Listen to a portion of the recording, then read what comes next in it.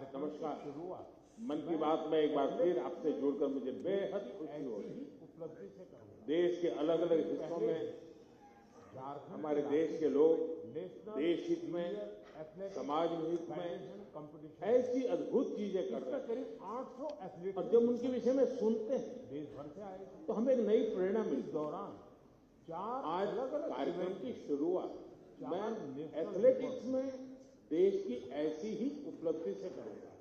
कुछ दिन पहले ही गुरिंदरवीर सिंह, विशाल टीके, तेजस्विनी शंकर, देव मीणा और कुलदीप कुमार, इन साथियों ने अलग अलग कैटेगरी में नए रिकॉर्ड बनाए। मैं सबसे पहले तो इन सभी को बहुत बहुत बधाई देता हूं।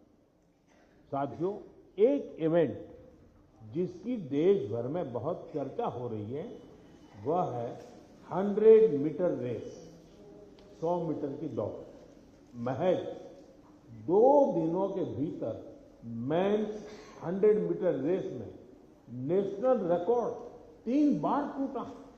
जिन 2 एथलीट्स ने ये कमाल दिखाया है वे हैं गुरिंदरवीर सिंह और अनिमेष कुजूर। मैंने सोचा इस बार मन की बात में इन दोनों खिलाड़ियों से बात की जाए। अनिमेष जी नमस्कार, गुरिंदरवीर आपको भी नमस्कार, सत श्री अकाल। नमस्कार सर। नमस्कार। नमस्कार सर। अच्छा भैया, आपने तो बहुत बड़ा अचीवमेंट किया है, आपकी जोड़ी ने भी बड़ा कमाल किया है। हमने संगीत में तो जुगलबंदी देखी थी, लेकिन चुनौती में जुगलबंदी होती है कि एक बार एक चुनौती दे, फिर दूसरा उस चुनौती को उठा ले, फिर तीसरी बार कर ले। बड़ा इंटरेस्टिंग विषय रहा है आपका। मैं चाहता हूं कि मन की बात के श्रोताओं को पता चले कि आप लोग के विषय में उनको जानकारी हो, आपने जो पराक्रम किया है उसका पता चले। नमस्ते सर, मेरा नाम अनिमेष कुजूर है। मैं 200 मीटर और 4x100 मीटर का नेशनल रिकॉर्ड होल्डर हूँ एंड मैं छत्तीसगढ़ से बिलोंग करता हूँ सर। एंड अभी मैं उड़ीसा से खेलता हूँ। मैं लास्ट ईयर एशियन मेडल और वर्ल्ड यूनिवर्सिटी गेम्स मेडल लेके आया एंड मैं एथलेटिक्स 2021 में चालू किया जब मैं स्कूल से पास आउट हुआ। मैं सैनिक स्कूल अंबिकापुर से पास आउट हूँ एंड मैं पहले फुटबॉल खेला करता था एंड मेरे पेरेंट्स कोविड के समय मुझे थोड़ी बहुत छूट देते थे कि तू जाके बाहर दौड़ ले या खेल ले। तो जब कोविड खत्म होने लगा तो मेरे फुटबॉल के जो फ्रेंड्स थे उन्होंने मुझे बोला कि स्टेट मीट होने वाला है, जाके तू पार्टिसिपेट कर। एंड मैं पार्टिसिपेट किया एंड मुझे पता नहीं था कि वहाँ से नेशनल का सिलेक्शन है। मैं वहाँ से नेशनल का सिलेक्ट हुआ एंड आज मैं इंडिया का रिप्रेजेंट कर रहा हूँ इंटरनेशनली। और गुरिंदरवीर जी का क्या है? नमस्ते सर, मेरा नाम गुरिंदरवीर है और मैं इंडियन नेवी में पैट्री ऑफिसर हूँ और मैं इंडिया का सबसे तेज स्प्रिंटर हूँ। अभी मैंने 100 मीटर में 10.09 का नेशनल रिकॉर्ड बनाया है और मैं पहला इंडियन हूँ जो 10.1 के बैरियर के नीचे भागा है। और मैं कोशिश कर रहा हूँ मैं ट्रैक और वर्दी में भी अपने देश की सेवा करूँ। मेरे फादर और मेरे ग्रैंडफादर दोनों स्पोर्ट्स करते थे, तो हमारे इंडिया का कल्चर है जब भी कोई त्यौहार होता है जैसे दिवाली जैसे नया साल, तो हम अपने घर की सफाई करते हैं। तो मैं अपने फादर की ट्रॉफीज और मेडल्स की सफाई करता था, तो मेरे को वो बहुत अच्छा लगता था। मैं बहुत खुश होता था जब मैं कोई ट्रॉफी साफ करता था तो मैं पूछता था अभी ये ट्रॉफी कहाँ जीती, ये मेडल कहाँ जीता, ये फोटो कब किया है। तो फिर मेरे को वो अपनी कहानी सुनाते थे भी मैं यहाँ खेलने गया, मैंने ये नेशनल मेडल जीता, ये मैंने अपनी टीम को इसमें जिताया। तो फिर मैं भी उनको बोलता था भी मैं भी कोई स्पोर्ट्स करनी है। वो रनिंग करने जाते थे मॉर्निंग में, तो मैं उनको बोलने लगा भी मेरे को भी लेके जाया करो अपने साथ। तो मेरे को लेके जाने लगे, जो उन्होंने अपनी गेम स्पोर्ट्स में सीखा था तो मेरे को सिखाने लगे, तो मेरा इंटरेस्ट बनने लगा। मैंने यूसेन बोल्ट का वर्ल्ड रिकॉर्ड टूटता हुआ देखा। तो एक स्टोरी है ऐसे फनी, मैं अभी टीवी देख रहा था तो मम्मी ने मेरे लिए टीवी बंद कर दी गई भी अभी बेटा पढ़ने का टाइम हो गया, आप पढ़ो। तो मैं कभी ठीक आप मेरे को टीवी नहीं देखने देते, एक दिन ऐसा आएगा आप मेरे को टीवी में ढूंढोगे भी देखो वो गुरिंदर दौड़ रहा है। तो मेरे को भी खुशी होती है जब मेरी माँ मेरे को टीवी पे दौड़ता हुआ देखती है। वाह वाह, बड़ी शानदार बात है भी आपकी तो। हाँ जी, मिडिल क्लास फैमिली है सर। फिर मेरे फादर वो भी वॉलीबॉल खेलते थे, घर की प्रॉब्लम की वजह से उन्होंने अपनी स्पोर्ट्स छोड़ दी। उनका जो सपना पूरा करने वाला रह गया, तो उन्होंने मेरे अंदर वो सपना देखा कि मेरा बेटा वो सपना पूरा करेगा। तो मैं उनसे बातें करता था, फिर सुनता था मिलकर कितनी मेहनत करते थे। मैं उनको बोलता था मैं भी एक दिन आपका सपना पूरा करूंगा। तो बोलते सपना पूरा ऐसे नहीं होता, उसके लिए बहुत हार्ड वर्क करना पड़ता है, मेहनत करनी पड़ती है। मिल्खा सिंह जी खून की उल्टियां करते थे, धूप में भागते थे, सारा दिन ट्रेनिंग करते थे। तो वो चीजें मेरे को इंस्पायर करती थी। मेरे फादर मेरे को इंस्पायर करते थे कि मैं भागूं अपने देश के लिए मेडल लाऊं, जीतूं। और ये भी था भी जब मैंने इवेंट चूज किया 100 मीटर, सभी मेरे को बोलते थे भी 100 मत करो, 100 इंडियंस का इवेंट नहीं है, इंडियंस की बॉडी 100 मीटर के लिए बनी ही नहीं है। My name is Julia. I'm the CEO of Hello Prenup and Massachusetts Family Law Attorney. Hello Prenup is the first digital platform that allows couples to create a prenup in hours instead of months and for a fraction of the cost of traditional methods. I started Hello Prenup because I was working at a law firm and I was talking to potential prenup clients. And there were a couple different frustrations that they experienced. Well, number one is that her Indian बोलता भी Indian print कर। देखिए, आप दोनों ने बहुत बड़ा कमाल किया है और सिर्फ 2 दिनों के भीतर आप दोनों ने 3 बार नेशनल रिकॉर्ड तोड़ा है। 100 मीटर रेस में दौड़ना, और जैसा गुरिंदर जी ने कहा कि लोग कहते हैं कि भारत के लोगों का तो बदन इस काम के लिए है ही नहीं, इतना मुश्किल होते हुए भी आपने काम किया। तो ये दोनों से मैं जानना चाहूँगा और मन की बात के श्रोता भी सुनना चाहेंगे कि कौन सा जज्बा था, क्या जीत थी, क्या सोचा था, कैसे कर रहे थे, ये कितना मुश्किल होता है? जी सर, मैं गुरिंदर, मैं जब स्टार्टिंग में सर बहुत स्ट्रगल था, बहुत बार डाउट भी आया कि मैं सही कर रहा हूँ, मैं सही चूज किया, क्योंकि हर बार आप नहीं जीते, कभी कभी आप सीखते हो। जब मैं हारता था, जब मैं सही परफॉर्मेंस नहीं आती थी, कोई इंजरी आ जाती थी, तो मेरे घर वाले मेरे को सपोर्ट करते थे भी कोई नहीं, एक दिन बुरा चला गया, 1 साल बुरा चला गया तो इससे जिंदगी खराब नहीं होती, सपने देखना नहीं छोड़ते। तो मेरे कोच ने भी मेरे को ये सिखाया, अगर तू नहीं करेगा तो कोई और नहीं कर पाएगा। तो ऐसे जब हमारी कम्युनिटी, हमारे आसपास के लोग हमें उत्साहित करते हैं, तो हमारा कभी वो मोटिवेशन नहीं टूटता। अनिमेश जी? सर, मुझे तो सारे लोग बोलते थे कि जब मैं 2021 में चालू किया एथलेटिक्स, तो मुझे बोलते थे कि देख ये नया फील्ड है, तू कर पाएगा कि नहीं। तो मैं बोला कि अब मैं इस फील्ड में घुसा हूँ तो करूँगा ही। मेरे पापा भी हमेशा मुझे बोलते थे कि तू इस फील्ड में घुसा है तो कभी पीछे मुड़ के देखना मत, क्योंकि सोचते तो सभी हैं कि ये करना है वो करना है, बट करके बहुत कमी दिखाते हैं। तू बस इस फील्ड में घुसा है तो इस पे अमल रहना, इस पे आगे बढ़ना है। देखो सारी फैसिलिटीज, सब चीज़ हम लोग सपोर्ट करेंगे, फैमिली सपोर्ट, फाइनेंशियल सपोर्ट, सब चीज़ हम लोग करेंगे। बस तू मेहनत कर और इंडिया को दिखा कि इंडियंस भी भाग सकते हैं, क्योंकि ये मुझे भी लोग बोलते थे कि इंडियंस की जीन्स ऐसे नहीं है कि वो सब 10 या सब 10-1 के अंदर भाग सकते हैं या कोई भी स्प्रिंट कर सकता है। बट अभी हम दोनों ने ऐसा प्रूव किया कि इंडियंस भी कर सकते हैं, ऐसा कोई हार्ड नहीं है हमारे लिए, हम भी सब कुछ कर सकते हैं।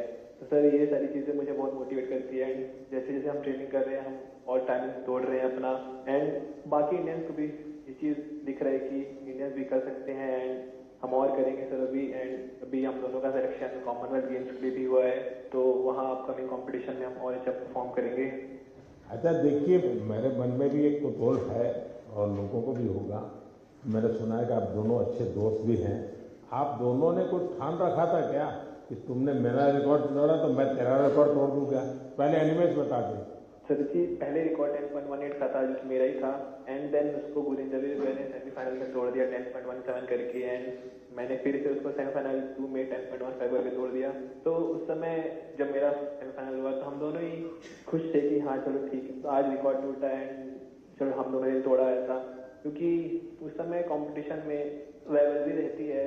बट हम दोनों ठान के रखे थे पहले से ही। उससे पहले हम लोग सऊदी अरेबिया भी गए थे कंपटीशन करने के लिए, तो वहाँ भी हम दोनों रूममेट थे, तो हम दोनों वहाँ भी ऐसा बात करते थे कि इंडिया के स्प्रिंटिंग को आगे लेके जाना है, हमारे हाथों में है वो चीज़, हम जो करेंगे वही बाकियों को मोटिवेट करेगा। गुरिंदर भी क्या कहना चाहेंगे? तो हम दोनों ने डिसाइड किया था कि हम दोनों अच्छा भागेंगे। तो कभी भी सर एक दूसरे को जरूरत होती है तो एक दूसरे के साथ खड़े होते हैं। जैसे अभी रिकॉर्ड करने से पहले जब मैंने रिकॉर्ड किया फिर अनिमेश ने किया, तो जब हम वार्म अप कर रहे थे तो मैं अनिमेश को बता रहा था, अभी अनिमेश वो ब्लॉक सही है, उस पे जाके बैठ, वहाँ पे स्ट्राइक कर ले, हम वार्म अप यहाँ पे करेंगे, यहाँ पे वार्म अप सही होगा। तो एक दूसरे की हेल्प करते हैं, एक दूसरे की हेल्प करते हैं। जब तो दूसरा भी इम्प्रूव करता है, हम भी इम्प्रूव करते हैं। तो दोस्ती भी चाहिए सर, बट जब हम ग्राउंड के बाहर हैं, कंपटीशन के बाहर हैं तो हम दोस्त हैं, बट जब हम ग्राउंड में चले जाते हैं तो एक दूसरे के कॉम्पिटिटर हो जाते हैं। तो ये होता भी मैं इससे फास्ट भागूंगा, मैं इससे फास्ट भागूंगा।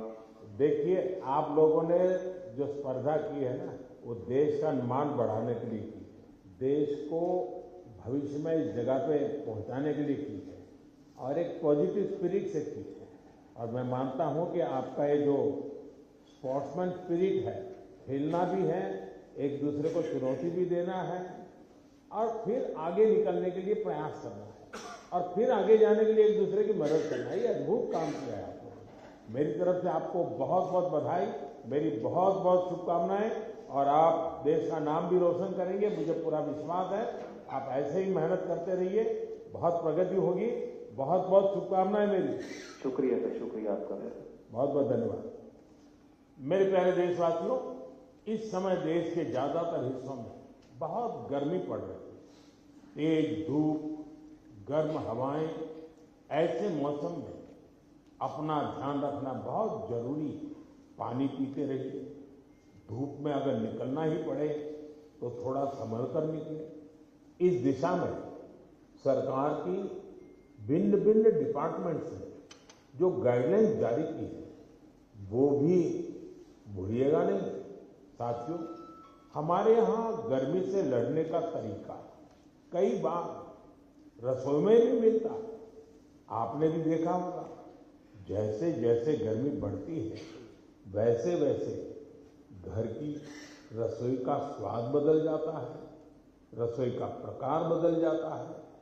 कहीं मटके का पानी निकल आता है, कहीं दही जमने लगता है, तो कहीं कच्चे आम उबलने लगते हैं और फिर शुरू होता है देसी पेय का दौर।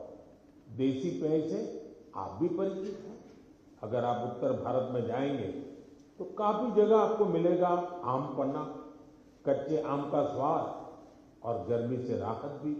पंजाब हरियाणा जाइए तो लस्सी मिल जाएगी, बड़े गिलास वाली लस्सी।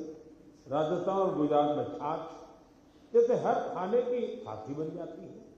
और बिहार, झारखंड, पूर्वी उत्तर प्रदेश में सत्तू का शरबत, उसकी तो बात ही क्या है, पेट भी भरे ताकत भी दे। कोंकण और गोवा में कोकम शरबत, सोल कढ़ी, दक्षिण भारत में पानकम, नीरमोर, संबारम और ओडिशा में बेलपना। वो सिर्फ पेय नहीं, भारत के अलग अलग क्षेत्रों की परंपरा का हिस्सा है और इसमें एक भारत श्रेष्ठ भारत की भावना की झलक भी मिलती है। और एक बात जरूर ध्यान रखिएगा, इनमें से ज्यादातर चीजें हमारी अपनी रसोई से निकली, हमारे खेत खलिहान से निकली। कोई बड़ी ब्रांडिंग नहीं है, लेकिन पीढ़ियों का अनुभव उनमें समाया हुआ है। आप भी गर्मी के दौरान देसी पेयजलों का खूब आनंद लीजिए। साथियों, गर्मी आते ही एक और चर्चा हर घर में शुरू हो जाती है और वो है आम चर्चा का विषय होता है। भारत में शायद ही कोई घर होगा जहां गर्मियों में आम की बात ना होती हो। हर इलाके का अपना आम, अपना स्वाद, अपनी खुशबू। महाराष्ट्र और कोंकण का हापुस, अल्फांसो, गुजरात का केसर, यह तो आमरस की जान है। उत्तर प्रदेश का दशहरी और मेरी काशी का लंगड़ा। वैसे लंगड़ा आम की एक खास बात होती है, पकने के बाद भी उसका रंग कई बार हरा ही रहता है। बिहार का जर्दालू, जिसकी खुशबू दूर से पहचान में आ जाए। चौसा, मालदा, हर नाम के साथ लोगों की यादें जुड़ी हुई हैं। दक्षिण भारत जाइए तो बंगनपल्ली, तोतापुरी, नीलम, मलगोवा, बंगाल का हिमसागर, उड़ीसा और आंध्र प्रदेश का सुवर्णरेखा। यानी जगह बदलती है, आम का रूप, रंग और उसका स्वाद भी बदल जाता है। और साथियों, आम की ये यात्रा अब गांव से ग्लोबल मार्केट तक भी पहुंच रही है। आज मन की बात के माध्यम से मैं आम की पैदावार से जुड़े अपने किसान भाई बहनों की प्रशंसा करूंगा। आप देश की कृषि अर्थव्यवस्था के लिए आम किसान नहीं, बहुत विशेष है। ऐसे ही शायद ही है। साथियों, गर्मी के इन दिनों में ऐसे तो स्कूलों की छुट्टियां होती हैं, लेकिन मैं एक ऐसे क्लास की बात करूंगा जिसमें आपका एडमिशन करने का मन कर जाए। साथियों, एक स्थिति की कल्पना कीजिए, एक ऐसा स्कूल जहां बच्चे भी आते हो, युवा भी और बुजुर्ग भी, जहां कोई फीस ना हो, कोई बड़ी बिल्डिंग ना हो, कोई क्लासरूम भी ना हो, और सबसे रोचक बात, वहां क्लास नदी में लगती हो। साथियों, ये कोई कहानी नहीं है, ये एक सच्चा प्रयास है। केरलम के आलुवा में साजी वलाशेरिल जी ऐसा ही एक स्विमिंग क्लब चला रहे हैं। अब तक 15,000 से ज्यादा लोग यहाँ तैरना सीख चुके हैं। साजी जी ने दिव्यांग बच्चों को भी स्विमिंग सिखाई है। इस प्रयास के पीछे एक पीड़ा भी छिपी है। कुछ वर्ष पहले एक नौका हादसे में कई छात्रों की मृत्यु हो गई थी। उस घटना ने साजी जी को भीतर तक झकझोर दिया। उन्होंने सोचा, अगर बच्चों को तैरना आता होता तो शायद कई जानें बच जाती।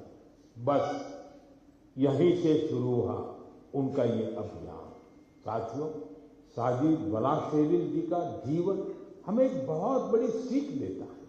सेवा करने के लिए बहुत बड़े साधन जरूरी नहीं होते, जरूरी होता है एक अच्छा इरादा और लगातार किया गया प्रयास।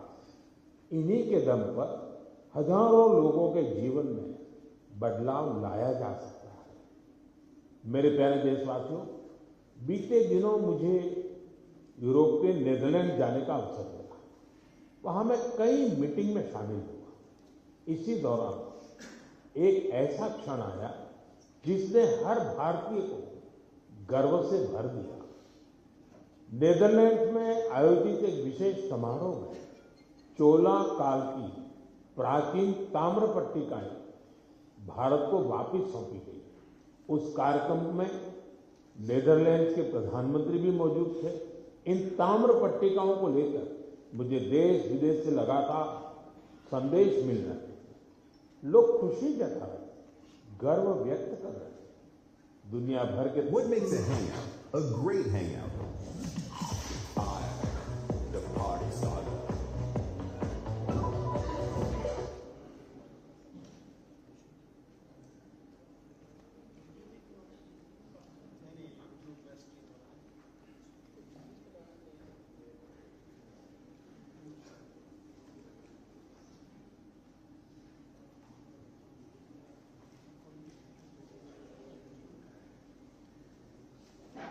इसमें आनाई मंगलम गांव बौद्ध विहार को दान देने का उल्लेख है। इन ताम्र पट्टिकाओं में चोला वंश की उपलब्धियों का भी वर्णन मिलता है। इनसे पता चलता है कि चोला साम्राज्य की इन ताम्र पट्टिकाओं में इतनी मजबूत दक्षिण पूर्व देशों के साथ उनके संबंधों की जानकारी इनमें मिलती है। चोला साम्राज्य के समृद्ध इतिहास पर संस्कृति पर हम सभी को बहुत गर्व है।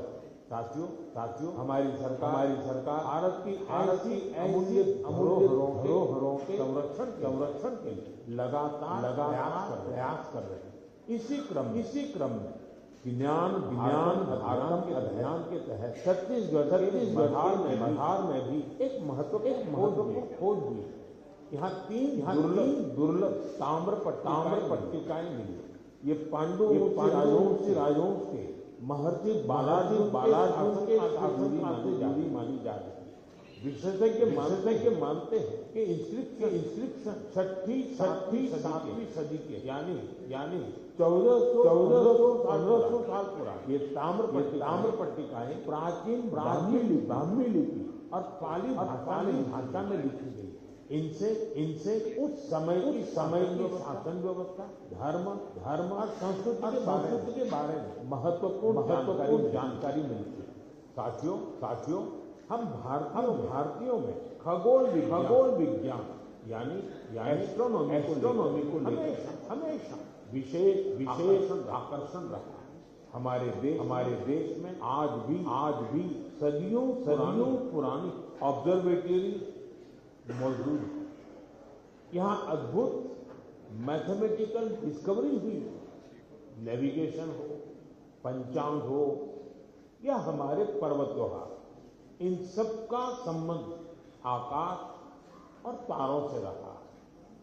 हमारे यहाँ एस्ट्रोनॉमी ने हर पीढ़ी में कौतूहल जगाया, उसे एक्सप्लोरेशन के लिए प्रेरित किया और आज के युवाओं में भी इसे लेकर काफी उत्साह दिखाई देता है।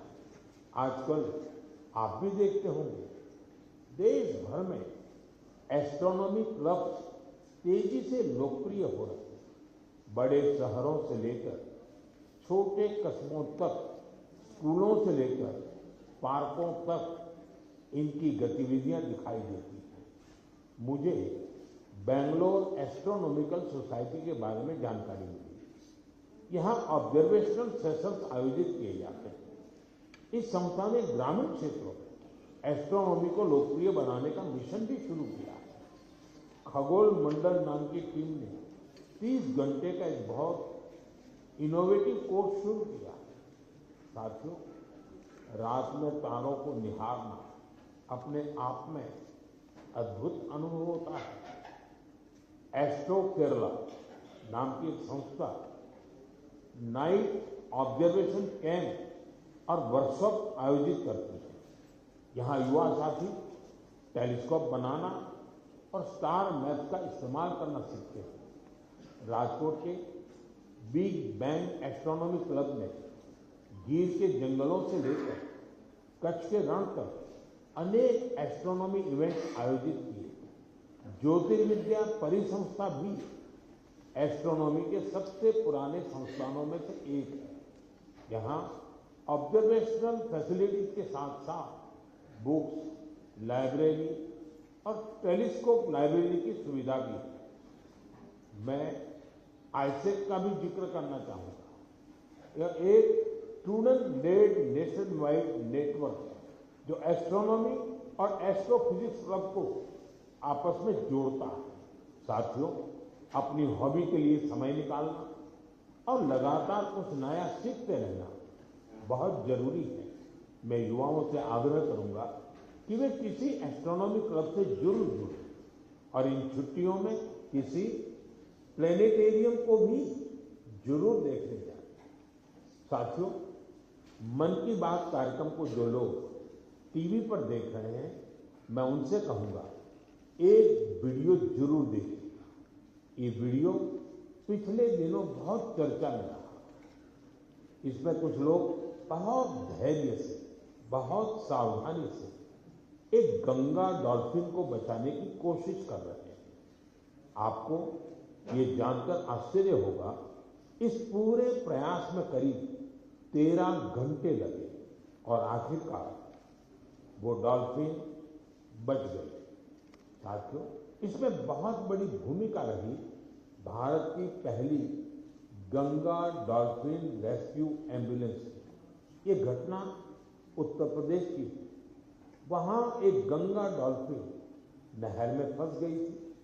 ऐसे समय में नमामि गंगे अभियान के तहत बनी ये एम्बुलेंस उसके लिए उम्मीद बनकर पहुंची। फिर बहुत सावधानी से उसे बाहर निकाला गया, उसकी जांच की गई, उसका इलाज किया गया और उसके बाद उसे सुरक्षित राप्ती नदी में छोड़ दिया गया। एक तरह से कहें तो एक जीवन फिर अपने घर लौट गया। साथियों, ये डॉल्फिन रेस्क्यू एम्बुलेंस बहुत खास है। इसे एक चलते फिरते अस्पताल की तरह तैयार किया गया। इसमें डॉल्फिन को सुरक्षित रखने की व्यवस्था है, ऑक्सीजन की सुविधा है, विशेष स्ट्रेचर, बचाव के उपकरण हैं। यानी अगर कोई डॉल्फिन घायल हो जाए, नहर में फंस जाए या नदी से कट जाए तो तुरंत उसकी मदद की जा सकती है। साथियों, जब हम गंगा डॉल्फिन को बचाते हैं तो हम सिर्फ एक प्रजाति को नहीं बचाते, हम गंगा की जैव विविधता को बचाते हैं, नदी के पूरे जीवन तंत्र को बचाते हैं और अपनी आने वाली पीढ़ियों के लिए प्रकृति की एक अमूल्य धरोहर भी बचाते हैं। मेरे प्यारे देशवासियों, आप में से बहुत लोगों की नदी, तालाब और कुएं के पानी से जुड़ी यादें जरूर होंगी। किसी को तालाब में तैरना याद होगा, किसी को दोस्तों के साथ तालाब किनारे खेलना, किसी को उस मिट्टी की खुशबू याद होगी। बचपन की ऐसी यादें जीवन भर मन में बसी रहती है। साथियों, ऐसी ही यादों को बचाने की एक प्रेरक गाथा उत्तर प्रदेश के बस्ती जिले से सामने आई। बस्ती के आकाश गुप्ता अपने गांव की मनोरमा नदी को देखकर बहुत दुखी होते थे, क्योंकि जिस नदी को उन्होंने बचपन में साफ और जीवन देखा था, समय के साथ उस नदी में प्लास्टिक जमा होने लगा था, गंदगी बढ़ती चली जा रही थी। श्रीमान आकाश ने तय किया कि शिकायत नहीं करेंगे, एक नई शुरुआत करेंगे। शिकायत नहीं, शुरुआत मंत्र बन गया। उन्होंने अपने दोस्तों को साथ लिया। सिर्फ जाल था, फावड़ा था, टोकरी थी और सबसे बड़ी ताकत थी कुछ बदलने का संकल्प।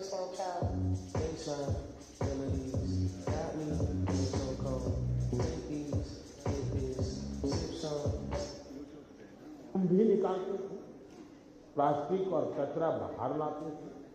कई बार एक दिन में 50-60 किलो तक कचरा नदी से निकाला गया। धीरे धीरे मनोरमा नदी का वह हिस्सा फिर से साफ दिखने लगा।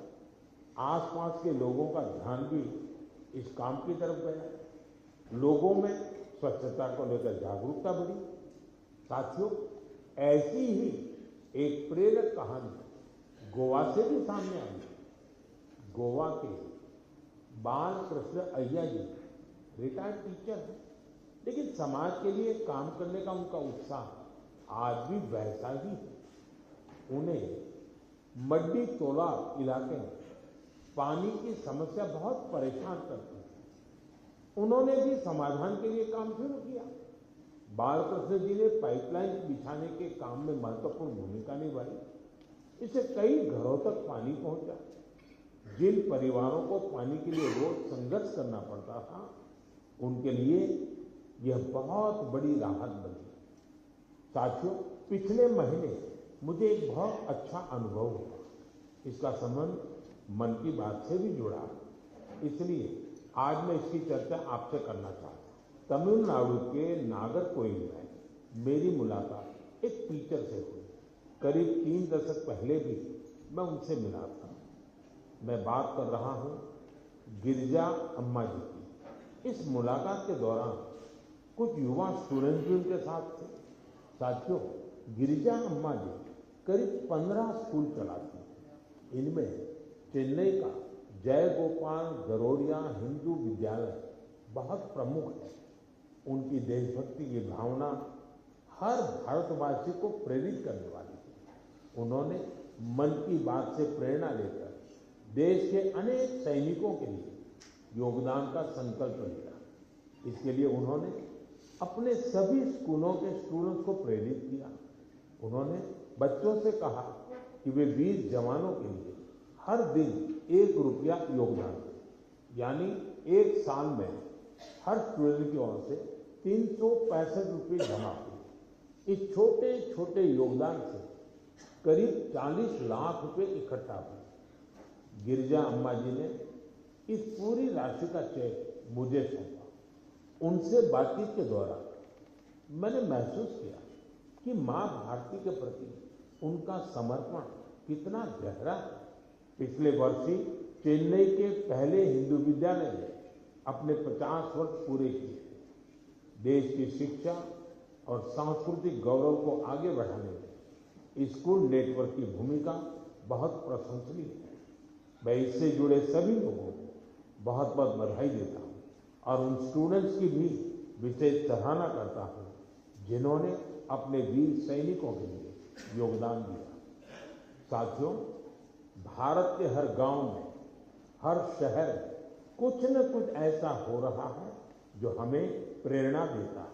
कई बार इन प्रयासों की ज्यादा चर्चा नहीं होती, लेकिन जब हम इन्हें जानते हैं तो ये विश्वास और मजबूत होता है कि देश अपने लोगों की शक्ति से आगे बढ़ रहा है। मेरा आपसे आग्रह है, अपने आसपास के ऐसे प्रयासों को जरूर देखिए।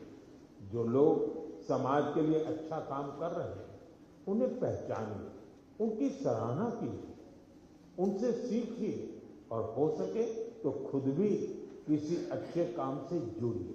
अगले महीने मन की बात में कुछ और प्रेरक गाथाओं के साथ मैं फिर आपसे जुड़ूंगा।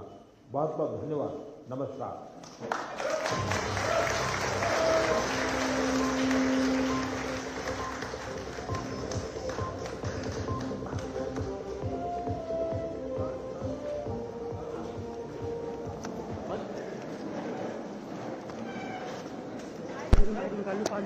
सामने ऊपर वाले की चीजें